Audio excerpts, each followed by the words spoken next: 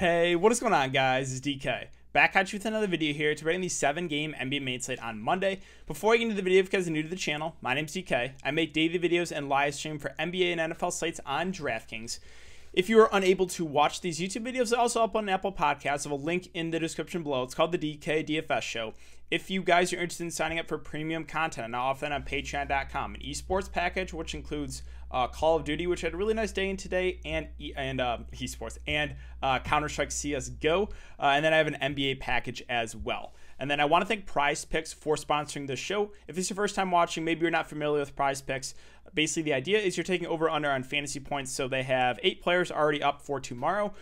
You're taking, again, over-under on fantasy points. So Domantas Sabonis is projected for 45. Do you have the under, do you like the over? You can mix and match sports here, too. So you can play a couple from college basketball. You can play a couple from the NBA. You got esports here. So if you guys want to sign up, you can use the code DKDFS. DKDFS, all one word, link down below. You get 100% match up to $100. So you put $100 in, you get $200 to play with.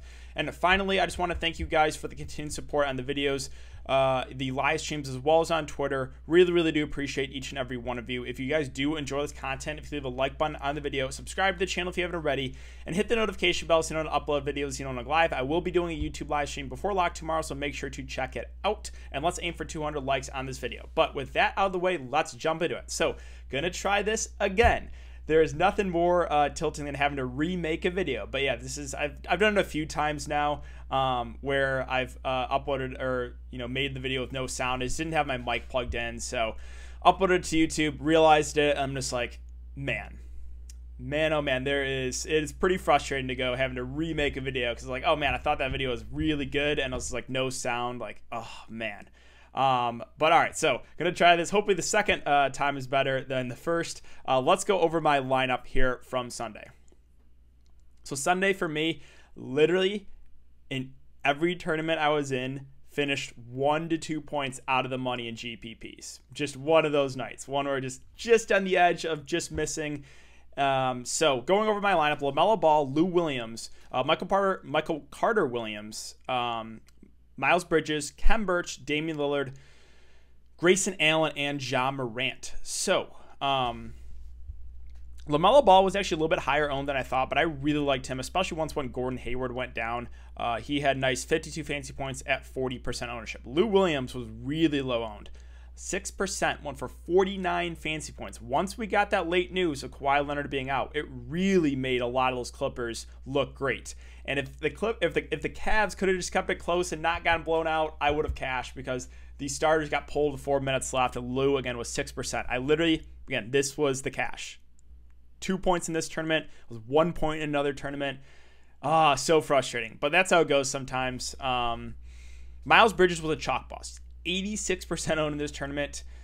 Was he a bad play? Again, no. Sometimes good players or players that are underpriced in good spots will bust. And again, they had 8-man rotation. He played big minutes. Still is a good matchup. He just didn't do much when he's out there. And he wasn't a bad play. Clearly, he was almost 90% owned in this the higher dollar stuff. Kem Birch had 19 fantasy points. He was solid. Nothing crazy. And the Orlando Magic really got destroyed there. Expected a little bit more from him and MCW. Damian Lillard had a really nice day, only 30% owned, 57 fantasy points. I was trying to get a lineup with LaMelo, Dame, and Luka Doncic in there, but I couldn't do it. I just couldn't get something that I really liked with those three in. I used Grayson Allen for value. Ja Morant was a little bit disappointing. Honestly, I expected a little bit more. He was low owned. I loved the matchup for him. Just had a floor game. He still only played 32 minutes too. Again, I know he got pulled the last couple of minutes, but yeah, that's really it for the look back, guys. Hope you guys had a good night. Again, for me, just like 1 to 2 points out of the tournaments in every one for me. So that's a little bit tilting, but that's, again, DFS can go like that sometimes. So let's go over the Vegas odds that we have out right now. We have Bulls and Pacers, a 229.5 over under. The Pacers are 5.5 point favorites. Hawks and Knicks, a 216.5 over under. The Hawks are 1.5 point favorites, and Cavs, Warriors, 224.5 over under. The Warriors are 8-point favorites. So we'll start off with Chicago and the Pacers. So on the Chicago side, not a ton I like here. I think Zach LaVine in tournaments is the guy I'm looking to. Should play 35-plus minutes. Again, he has clearly been the best player. He can stuff the stat sheet. He's got 50-plus fantasy point upside. He will go overlooked in the slate. So it's Zach LaVine for me, and that's really it. I think he's only a tournament play. Not really looking to White at 6'2". Thad Young, it seems priced about right. And if Wendell Carter Jr. is back, that completely takes him out of play. Value-wise, just the minutes kind of up and down with these guys. Garrett Temple has actually played 36 and 30 minutes in back-to-back games. He's a low-usage guy. I guess you could make the argument for him just because of minutes, but just not a ton I love on the Chicago side. On the Pacer side, a little bit more to like here. Domantas Sabonis, I do like a good amount. Love targeting bigs against the Chicago Bulls team. They are, again, a little bit thin up front as well right now. He should be able to have his way. My one concern with Domantas Sabonis is he did not close that last game, which is not great. And there was a game about a week ago where they closed with all the bench guys. So, a little bit concerning. If you played Domantas Sabonis at last slate, man, get the tilting out of the way because I really feel for you. That sucks because he was on pace for a massive game. He was on pace for probably close to 60 and then didn't play the fourth quarter. So I really feel for you. That is just brutal luck if you played him the last slate. But as long as we get normal minutes for Sabonis, which would be 38 to 39 minutes, I think he's a really good play at 9.1K. Don't mind Brogdon at 7.7. My one issue with Brogdon is there's a lot of good guard plays in the slate, but I think he is viable. Miles Turner actually played more minutes than Sabonis. I don't think he plays 34 minutes again. I would assume those minutes go back to Sabonis. So, yeah, just secondary play for Turner. Now, T.J. McConnell, I mentioned if the minutes would be there for him, he would probably get there. And he got 32 minutes, and he got there. 39 fancy points. Again, the minutes have kind of been fluctuating for him, but he has seen 32 in back-to-back games. He's the guy that can stuff the stat sheet with the assists, rebound the ball, can score the ball. So I think he's a decent play there in the mid-range. Now, what we have to keep an eye on is Doug McDermott. He is currently questionable. He played 37 minutes the last game, shot the ball lights out, 9 of 16. If he plays, he's in play for tournaments, but again, does have a low floor if he's not hitting his shots, doesn't do a ton of peripheral stats. If he misses, we could look to a guy, Jeremy Lamb, who probably would have to play more. So Lamb would be a guy to look to possibly if there's no Doug McDermott. Moving on to Houston and Washington, revenge game here for John Wall. I do like him a good amount. Love the matchup against the Washington Wizards. He should play mid-30s minutes. I do think John Wall is one of the better plays at his current price. Eric Gordon firmly in play as well. If I had to pick, it would be John Wall. Gordon, the one issue there is he is scoring dependent, but he did go for 40 fantasy points that last game. Did have 6 assists, which is good to see. So Gordon, John Wall both look good. I would prefer Wall if you made me pick. Yeah, Boogie Cousins is fine tournament play, but again, the minutes haven't really been great on him. He's hovering like the low to mid-20s minutes. I need him to play close to the 30-minute mark for me to get really excited. So he's more of a contrarian GBP play. Value-wise, so it was, I mentioned Daniel House and Doug McDermott being similar value plays at last slate. And I was like, hey, if they're going to get you value, they got to hit their shots. Well, Doug McDermott played big minutes, and he hit a lot of his shots. Daniel House, 0 of 8, 9 fancy points. So that's kind of why I don't really like playing the scoring-dependent guys, because this is in the range of outcomes. Single digits if they don't hit their shots. So, for Daniel House, what I expect minutes-wise, I would say mid to high 20s minutes. So, yeah, he's playable. Again, he just has to hit his shots. If he doesn't, he has a really, really low floor. And guys like Sterling Brown, David Waba got priced up a little bit. They should play around the 20-minute mark. I think they're both decent value plays. On the Washington side, really depends on Russell Westbrook. He is currently questionable. It's a back-to-back. We'll see. If he does play, I like him. Revenge game narrative. If he's out, then I love Beal at 8-9. It's one of the best plays of the slate for sure. So we'll have to keep an eye on that. Rui, secondary play for me. Mo Wagner did start at center, did play 22 minutes. He's a good point per guy. If he starts again, I do like him for value. My one concern, and we saw this when Alex Len was chalk about a week ago, is they have 3 centers, and if he's playing bad, they'll pull him really quick, or if he gets foul trouble, right? So like, there's no guarantee in the Mets. That's the one concern with Mo Wagner. But at 3.2K, I might be willing to take the risk if he does start again. And then, a guy like Raul Neto will probably start if there's no Russell Westbrook. If he does start, I think it would be a decent play at 4.6.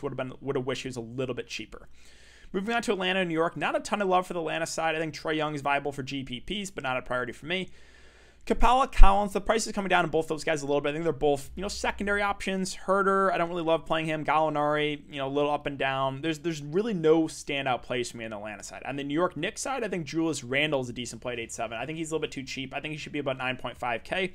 It's a really good matchup here for Randle, so I do like him at that price. The guards, there's just everyone kind of playing the 20-minute mark. Like, no one's playing huge minutes. It kind of takes them all out of play. Now, Nerlens Noel, I do like for value at 4.4K. He played 32 minutes the last game. I'm expecting similar minutes for Noel, about 30, as long as he stays at a foul triple, so I do like him for value.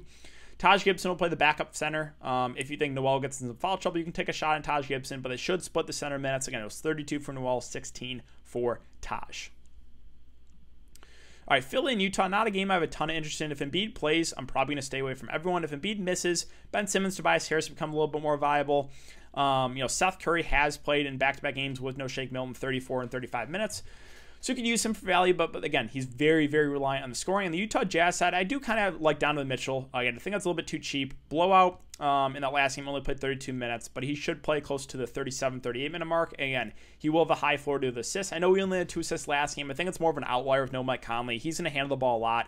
8, 9, and 11 assists the previous 3 games. So I do like Donovan Mitchell. Gobert, I don't like targeting centers against Joel Embiid. And then Clarkson and Joe Ingles are both decent plays in the mid-range. Neither are priorities, though. Cleveland and Golden State depends on Drummond. If Drummond plays, he's in play for tournaments. You guys know by now if you've played NBA DFS this year, Andre Drummond's been very, very boom or bust. He either, wins you a lot of money or he completely sinks your lineup. So last couple games, 16 and 17 minutes. Was in foul trouble the last game there against Portland. If he plays and starts, I would have some interest in him for GPPs because the upside is there. But again, the floor is also really low. If he misses, then if he sits out again, we could look at Jarrett Allen, who would start and probably play over 30 minutes, would like him in the mid-range. And then if there's no Drummond, we could look to a guy like JaVale McGee for value, who would probably play around the 15-minute mark. And it's a good point per minute guy, also a revenge game narrative there.